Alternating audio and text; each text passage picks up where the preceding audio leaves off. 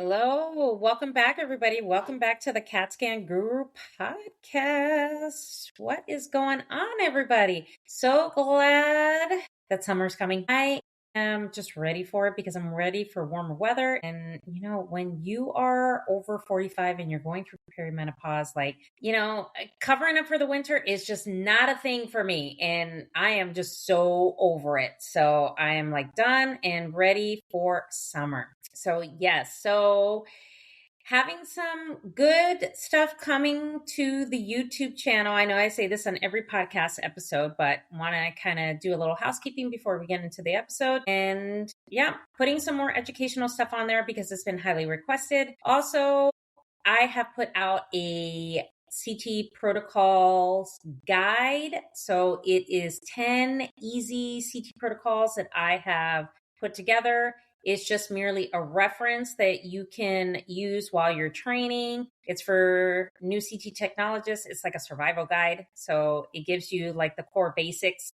of some of the main exams that we do in CT. So I've paired it up with 2 different courses plus an audio series that you can purchase. They're available in 2 different versions. You can get a physical copy of the book plus the courses in the audio series, or you can get a digital version of the protocol guide along with the 2 courses and audio series. So the 2 courses are a contrast course and a common CT exams and protocols course. So it's basically devised on most of the things that I have in the guide, where you can listen to it on the go and it'll provide a good resource for you, especially in your training. And then there's a 10 episode audio series where you can listen to that on the go on how to dominate your CT training. All good stuff. So either the digital copy of the guide or a physical copy, whichever one is your preference. They're all available in my show notes, available for purchase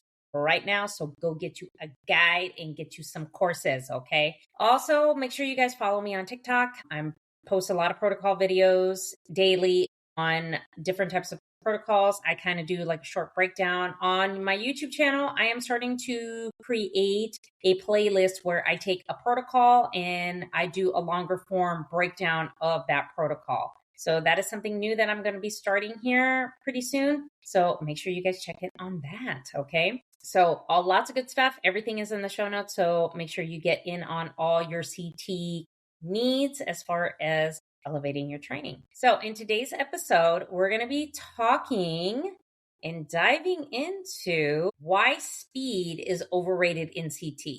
Okay. Now I'm going to kind of go into detail on what I mean about this. Okay. So we have to break the obsession with speed in CT because I know that is a thing. Okay. And why it hurts the newer techs. Okay. So when it comes to speed, I think it's praised more than the understanding of how to perform these CT exams correctly, how to center correctly, how to administer contrast safely, things of that sort. And I think the problem is that speed is praised more oh, you're working faster. That means you're catching on, you're learning more, this and that, which is not 100% the case for most new CT technologists, because what I see is that the newer techs are rushing to match the speed and the timing of more experienced people. Now, I always take those techs aside and I said, listen, you don't need to match my speed, okay? What you need to do is you need to understand why you're doing this exam, why we give contrast at a certain timing, and making sure that the way your exam is set up is correctly and you're getting all the correct anatomy. You're not clipping anatomy. You're not missing anatomy. You need to understand all those. Don't worry about how fast you're scanning. That's not the point here. You have to be efficient. Okay. So that is one of the things that I really, really just take the time to explain, because you're trying to match the speed of a senior tech when you're not even there and you're brand new. Okay. And then I think the other problem is they want to avoid looking like they're slower than the other techs around them. It's okay if you're a little slower. Some people don't catch on as quick. Okay. I'll tell you, when I was a beginner, I was slow. Okay. Now, yes, I have a faster pace on how I do things now because out of practice, repetition, and experience, yeah, like I can knock out a head CT in probably less than 30 seconds. Sure, of course. If my patient is ambulatory, they walk, they lay down on the table, they follow instructions and all that stuff. Yeah, it'll take me less than a minute. Sure. But sometimes texts don't catch on that quick and we need to give them more time. Okay. And I think a lot of it is to increase your speed is because you want to impress other people and say, yes, I'm good. I'm a good tech. That's not necessarily the case. And you have to be careful with that. Okay. So the result of that is that you get very sloppy, very lazy positioning because you're trying to rush through the process because you want to look like you're a superstar. Okay. You have to earn superstar respect and status. And it's not by, rushing through it. So then your positioning gets lazy, it gets sloppy, and, your doses are through the roof. Okay. Other thing is you're missing important anatomy, you're clipping anatomy, and you're not centering properly. That comes with being rushed and trying to impress everybody else, or you're being rushed because you're not being trained properly either. And then what that does is it increases your stress level, increases that internal pressure to perform. Okay. So it's a domino effect. And then what happens is that you get shitty ass training and then you're not as equipped to perform like you want to, or you're not as competent and as knowledgeable as some of the other techs because you weren't taking the time to learn and taking the time to actually find out the why behind things. Okay. So what we need to start doing is we need to start redefining what efficiency is. So we need to master, being clear and clarifying things before we hit being faster at something. Okay.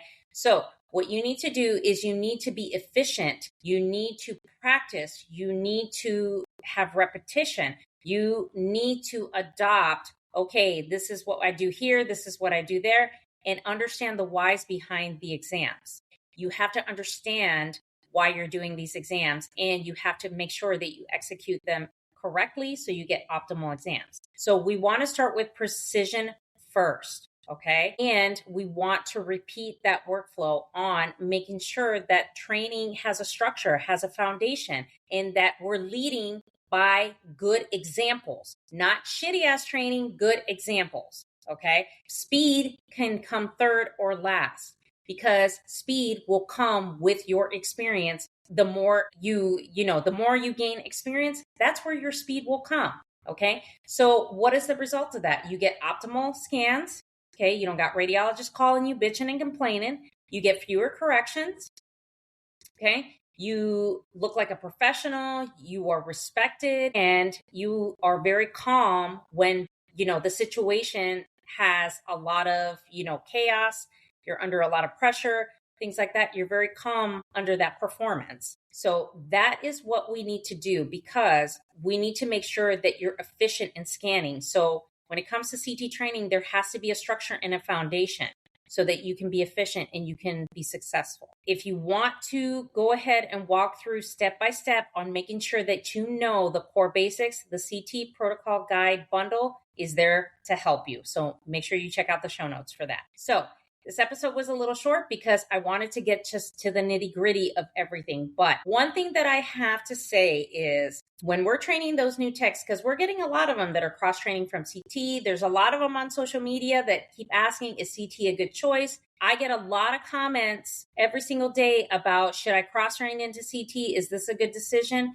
We need to make sure that we set them up correctly and set them up for success, not to be button pushers. Okay. And I know that triggers some of you, and that's okay, because that's not the generation of text that we want. We want to make sure that we create generation of texts that are there to make an impact, help patients, and making sure that they're successful as well. Okay. Thank you so much for listening and subscribing to the podcast. Thank you for listening to this episode. I will chat with you guys in the next episode.